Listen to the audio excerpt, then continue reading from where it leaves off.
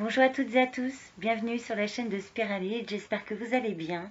Donc on se retrouve pour une vidéo spéciale apprendre le tarot, donc pour les personnes qui sont en train d'apprendre ou qui commencent. Donc j'ai fait une playlist avec apprendre le tarot. Donc il y a déjà les personnages de cours pour ceux qui le souhaitent. Et là je vais faire donc toute une série de vidéos sur les arcanes majeures, donc 3 par 3 en général. Donc ici la première donc avec le fou, le mât, le magicien et la grande prêtresse, donc la papesse. Donc les arcanes majeures vont montrer ce qu'il y a d'important dans votre parcours initiatique. Donc ça sert vraiment à montrer la progression. Une prise dans l'ordre, elle vous montre comment on parvient à partir d'un début où on ne sait rien, donc le mât, à une compréhension de soi absolue et éveillée, le monde. Donc la 21e arcane majeure, donc que vous verrez à la fin. Alors, je vais pas aller vraiment au fond des explications. Je vais rester quand même très synthétisée. Je vais essayer de résumer le mieux possible chaque arcane, de vous donner une idée générale. Je vous invite à aller puiser dans d'autres sources. Alors moi personnellement, j'ai pas réussi à trouver trop de livres euh, qui me convenaient, donc j'ai été puisée dans plein de sources différentes. Alors là, pour les exemples, j'utilise le Lycir Tarot et le Rider-Waite Tarot. Donc, ce sont quand même des bons bouquins qui sont livrés avec les jeux, notamment celui du Rider-Waite, des éditions Trajectoire de Emmanuel Aiger, et puis le Lycir Tarot de Chris Hahn. Alors, donc vous avez le timing pour chaque arcane si vous voulez passer de l'un à l'autre. Donc voilà, n'hésitez pas à me dire en commentaire ce que vous en avez pensé, si vous aimez ce format. Et puis on va commencer donc avec l'arcane majeur, le mât. Allez, on commence tout de suite avec l'arcane majeur 0, donc le fou, le mât. Donc je vais vous lire la vision de la carte qui se trouve donc je vous montre le petit bouquin de Chris Hahn, donc du Lycir Tarot, que j'aime beaucoup, qui symbolise très bien, enfin qui explique très bien le symbolisme de la carte, donc la vision de la carte. Je vous lis donc le petit livret. Donc, aux portes d'un voyage épique, le fou scrute l'abysse en contrebas et sent la graine de vie qui l'appelle. Elle perçoit une nébuleuse qui tourbillonne d'opportunités et il lui suffit d'un pas dans le vide pour entamer la route vers son rêve. Elle ne sait pas tout à fait quelle leçon elle en tirera, ni quelle direction prendre, mais elle est sûre d'une chose, elle doit sauter pour débuter son voyage. Guidée par son cristal et protégée par son bâton, elle se lance, laissant ainsi le frisson de l'inconnu monter à sa rencontre. Elle tombe dans le vide où l'attend son avenir lumineux.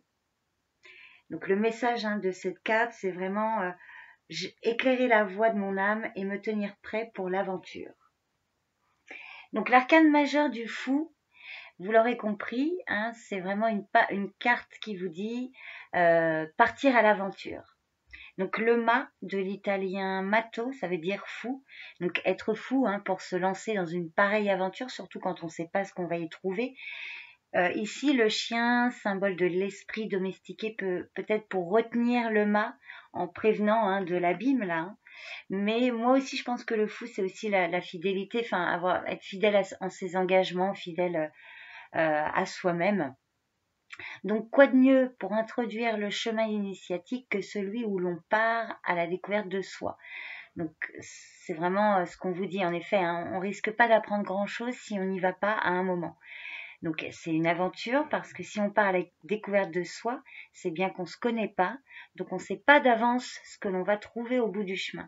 Donc, cette carte représente vraiment le fait de se jeter à l'eau, de partir avec confiance, de commencer une nouvelle aventure. C'est quelque chose... c'est un nouveau départ. Alors au niveau de la signification, comme je vous l'ai dit, c'est avoir une confiance sans faille pour se lancer, c'est le besoin d'aller plus loin, de commencer quelque chose de nouveau, y aller avec confiance, se jeter à l'eau, c'est un nouveau départ, le début de quelque chose, une nouvelle aventure, une découverte. Et on vous dit quand elle sort dans un tirage, généralement son message c'est vraiment que l'heure est venue de vous tourner vers l'avenir plein d'enthousiasme, d'optimisme et de confiance aussi en l'inconnu. Même si vous ne savez pas ce qui vous attend, on y va. Alors, en position de problème ou si vous tirez les cartes inversées ou à l'endroit, hein, moi, elles sont toujours à l'endroit, mais certains, beaucoup utilisent le tarot avec les cartes inversées. Alors, si elle sort justement en position inversée, ça peut traduire le fait de s'empêcher d'y aller, de se retenir ou d'être trop prudent. Ça peut aussi exprimer le fait de se lancer, mais n'importe comment, voyez, ou de ne pas commencer quelque chose. Ça peut parler aussi d'une forme de naïveté ou la conviction d'avoir déjà toutes les réponses. Ça peut traduire, quand elle est à l'inversée ou en position de problème, une précipitation, une impulsivité excessive dans une prise de décision. Et puis, ça peut traduire donc le fait de foncer sans réfléchir ou un manque d'expérience. Alors, dans le domaine affectif, l'énergie du fou est vraiment orientée vers le plaisir, vers les rencontres, notamment quand vous êtes célibataire. C'est vraiment cette idée de se lancer dans une nouvelle aventure, de faire le premier pas, de se jeter à l'eau pour voir ce que ça va donner. Repartir à zéro avec confiance dans une nouvelle relation ou dans une relation déjà existante. Et puis, en position de problème ou inversé, ça peut traduire le fait d'avoir du mal à faire confiance ou d'avoir peur de faire le premier pas ou un manque de nouveauté, comment dirais-je, d'impulsivité. Enfin, pas d'impulsivité, mais de fun, on va dire. Voilà. Alors, dans le domaine professionnel, ça indique pareil, se lancer dans un nouveau domaine professionnel, se mettre à son compte ou entamer une nouvelle mission, mais toujours avec l'idée de découvrir au fur et à mesure, vous voyez.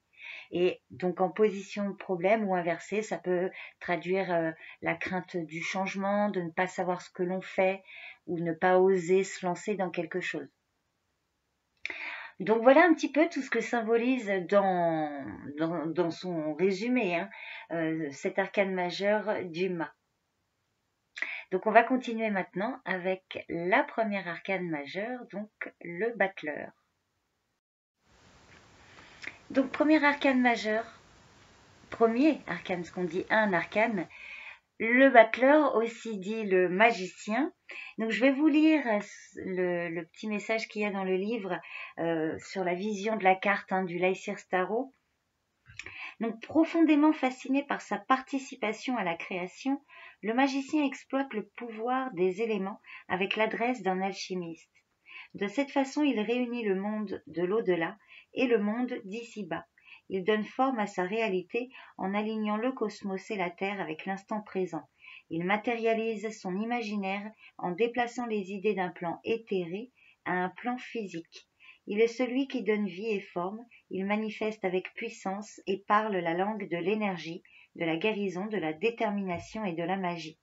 Le signe de l'infini cousu sur sa capuche est le sigil de Métatron sur son bras lui rappelle sa capacité naturelle à se connecter au cycle d'énergie qui circule perpétuellement entre ciel et terre. Il répète sans faiblir ce qui est en haut est comme ce qui est en bas, et sa création bouillonne dans le chaudron de son univers. L'univers lui répond dans un murmure, ce qui est dedans est comme ce qui est dehors. Il est reconnaissant pour sa création émergente avant même qu'elle n'arrive et il y croit. Qu'il en soit ainsi. Donc le message de cette carte, c'est vraiment manifester la vie que je désire au travers de l'énergie et de l'intention. C'est vraiment agir et communiquer le battleur. On vous dit que vous avez tous les éléments en main pour pouvoir réussir quelque chose. Donc voilà, dans son symbolisme, le battleur, il a les éléments à sa disposition, posés sur sa table, qui sont ceux que l'on retrouve dans les arcanes mineurs. Donc le bâton, la coupe, l'épée et le denier, c'est-à-dire les 4 éléments, le feu, l'eau, l'air et la terre, qui sont les éléments constructifs de notre expérience du monde. C'est la passion, l'émotion, le mental et le physique. Donc le vrai magicien, c'est celui qui a l'art d'appliquer sa volonté dans le monde. Donc sa signification, c'est ça, c'est agir et communiquer, c'est être efficace, avoir le talent, c'est savoir ce qu'on veut et le réaliser, avoir les cartes en main, hein, passer à l'acte, s'y mettre, hein, se mettre à créer quelque chose, hein. C'est une communication efficace qui permet d'atteindre les objectifs. Et le battleur vous parle de savoir-faire. Ça peut représenter quelqu'un qui peut aider dans un ou plusieurs domaines à comprendre, à utiliser les outils ou apporter les outils qui vous manquent. C'est avoir tout ce qu'il faut pour réussir dans un ou plusieurs domaines de vie. En général, quand elle sort dans un tirage, hein, ça vous parle d'un nouveau commencement. Donc, tout est quelque chose de nouveau, hein, tout est encore à faire, mais cet arcane vous indique qu'il est possible de réussir, ça dépendra de vous. Donc, si elle sort à l'envers, en position de problème, ça peut exprimer le fait de ne rien dire, de ne pas agir, vous voyez, d'avoir du mal à commencer, de ne pas être efficace ou de ne pas savoir ce qu'on veut, ou de ne pas dire ce qu'on veut aussi. Ça peut vous parler d'une personne un peu beau parleur, menteur, trompeur, vous voyez, qui brasse de l'air un petit peu, hein. Voilà, donc dans le domaine affectif, le battleur va vraiment exprimer le fait d'avoir assez d'assurance pour obtenir ce qu'on veut dans une relation, hein. C'est aussi être celui qui propose, qui fait advenir les choses. C'est cette idée de savoir bien communiquer avec l'autre de façon à être bien compris et à pouvoir obtenir ce dont on a besoin. À l'inverse, en aspect négatif, ça peut traduire le fait d'être trop attentiste, voyez, ou ignorer ses propres besoins, ou un manque de savoir-faire. Bon, dans le domaine professionnel, c'est vraiment se montrer un bon communicant, c'est être talentueux, efficace, hein, avoir les talents et l'efficacité nécessaires, hein, pour gérer, pour créer ce que vous voulez. C'est faire preuve d'initiative, montrer sa capacité à résoudre les problèmes. C'est savoir obtenir ce qu'on désire à force d'initiative et d'efficacité. Donc, à l'inverse, hein, en position de problème, ça peut traduire un manque de marge de manœuvre, une mauvaise transmission de l'information, voilà, un manque de compétences ou un manque d'éléments peut-être à votre disposition. Donc voilà un petit peu ce que symbolise dans son ensemble la carte du battleur. Donc on continue avec la dernière carte pour cette vidéo, avec la papesse. Troisième arcane majeur, la papesse, aussi appelée la grande prêtresse. Alors, je vous lis la vision de la carte, hein, du Lycir Tarot par Chris Hahn. Donc, la grande prêtresse est assise au bord de l'entre-deux-mondes, un pied doucement ancré dans cette réalité et l'autre plongeant au-delà du voile. Entre clair et obscur, elle ralentit ses pensées et se connecte au champ d'information présent au-dessus d'elle. Ses paupières papillonnent, elle décèle les mystères dissimulés derrière le voile. Ô doux fragments de sagesse et de vision. Elle vous invite à voir l'invisible. Forte d'une sagesse ancestrale et d'une connexion profonde aux cieux, elle comprend votre chemin avec une clairvoyance infaillible. Ses clés, intuition et illumination mystique. Elle est la gardienne des secrets. Elle croit en son énergie du yin, patiente au lieu de forcer, s'ancre au lieu de tendre, bien consciente que la patience permet à la nouvelle magie de germer où on ne l'attend pas. Dans l'immobilité, elle vous invite à ouvrir votre troisième œil et à entamer votre propre interprétation de ces mystères. Le message de cette carte, c'est « J'ouvre mon cœur à mon intuition et je trouve les réponses que je cherchais ». Donc la papesse, la grande prêtresse, elle est juste après le battleur, hein, donc le magicien, qui lui agit, communique toutes les choses dont on a conscience et qui ne posent plus de problème. La papesse, elle montre par son attitude qu'il y a quelque chose de caché. Donc c'est les mystères, les secrets, les profondeurs de notre inconscient. Ici, sa couronne montre 3 lunes, donc sa forme l'identifie à la déesse Isis, hein. Voilà, il y en a qui renvoient au mystère de la nuit, des rêves, qui sont la preuve qu'on ne comprend pas nos propres profondeurs. Le livre qu'elle tient, c'est la Torah, donc le livre de l'histoire sacrée, hein, de même que notre inconscient est structuré par notre passé. Le B et le J, donc Boaz et Jachin, les 2 colonnes du temple, hein, de Salomon. Donc, mais là, c'est la vision anglo-saxonne. Donc voilà, c'est la grande prêtresse, elle représente vraiment la gardienne des secrets, c'est les secrets. Elle représente le lien avec l'inconscient et ces informations qui nous parviennent à travers les rêves ou les symboles. Donc quand elle apparaît dans un tirage, elle va vraiment mettre votre intention sur le fait justement d'être bien attentive aux signes et écouter votre intuition. En général, quand elle sort dans un tirage, elle vous annonce que les problèmes actuels, les difficultés là, ne seront pas forcément résolus par la logique ou la réflexion, mais plutôt en écoutant sa petite voix intérieure.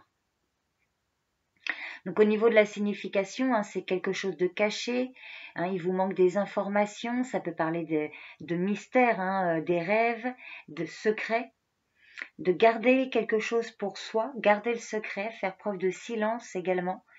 C'est vraiment cette idée-là, cette énergie-là. Alors en position de problème, en position inversée, ça peut traduire le fait de ne rien cacher ou d'avouer quelque chose, de ne plus garder quelque chose pour soi, ou d'entretenir des secrets, des ragots, ou un manque de confiance en son prochain, ou des dessins un peu cachés, voyez, ou de ne pas avoir confiance en son intuition, de ne pas écouter sa voix intérieure. Alors, dans le domaine affectif, ça peut traduire quelqu'un de mystérieux, vous voyez, qui garde le secret sur ses sentiments ou sur ses intentions. Donc, ça peut traduire des intentions cachées, de garder porte close, vous voyez, de ne pas inviter l'autre chez soi dans son intimité ou voilà. Ça peut aussi parler d'une relation intense, profonde, très spirituelle, entre deux êtres qui se comprennent, qui se complètent très bien. Une relation guidée par l'intuition, une connexion intuitive aussi très forte avec une personne. En position de problème inversée, ça peut traduire un silence un peu difficile à porter ou des secrets ou de ne pas écouter sa petite voix quant à une relation. Voyez. Dans le domaine professionnel, ça traduit des informations qui ne sont pas transmises ou cachées ou confidentielles, ne pas avoir accès à certains documents ou certaines informations. Ça peut être un employeur qui ne fait pas part de son sentiment avant de faire son choix. Vous voyez, c'est cette idée-là. Donc, à l'inverse, en difficulté oui, en position de problème, ça peut parler de fuite d'informations, de manque de confidentialité, ouais, ou des choses que vous devez garder pour vous. Voilà, c'est vraiment cette idée-là. Et puis bien sûr, il faut toujours voir les cartes qui l'entourent pour préciser un petit peu le sens de l'arcane majeur. Voilà, écoutez, j'espère que cette vidéo vous aura un petit peu aidé pour pouvoir appréhender les arcanes majeures pour ceux qui le souhaitent.